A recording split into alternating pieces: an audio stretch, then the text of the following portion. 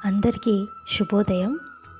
ఈరోజు భగవద్గీత యథాతథములోని శ్లోకం 3 చదువుకుందాం. 1-2 శ్లోకాలు పూర్తి చేశాను, ఒకసారి వినండి. ఈరోజు 3వ శ్లోకం చదువుకుందాం.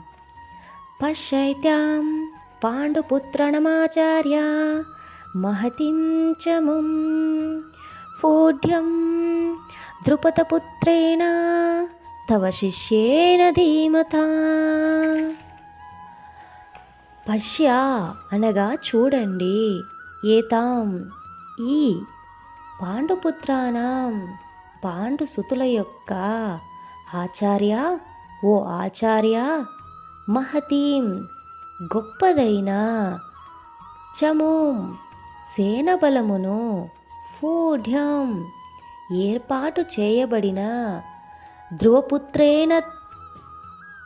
ద్రుపద త్రనయుని ద్వారా తన మీ యొక్క శిష్యేన శిష్యుడు ధీమత బుద్ధి కుశలుడైన. దీని భావం, ఓ ఆచార్య మీ బుద్ధి కుశలుడైన శిష్యుడగు ద్రుపద తనయుని ద్వారా దక్షతగా ఏర్పాటు చేయబడిన పాండుసుతుల గొప్ప సేనను చూడండి.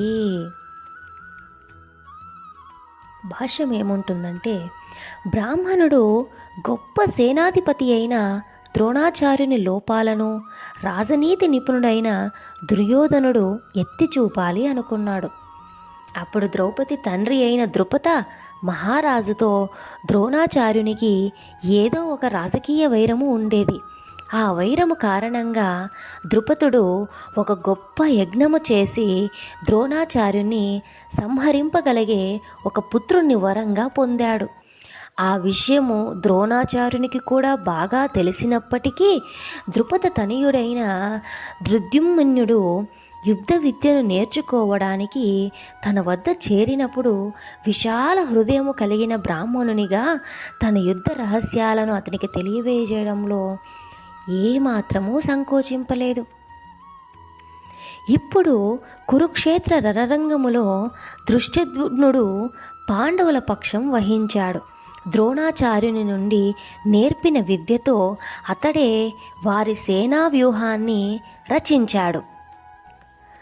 ద్రోణాచార్యుడు సావధానుడై రాజీ ధోరణి లేకుండా యుద్ధం చేయాలనే ఉద్దేశంతోనే అతని ఈ తప్పిదానికి దుర్యోధనుడు ఎత్తి చూపాడు.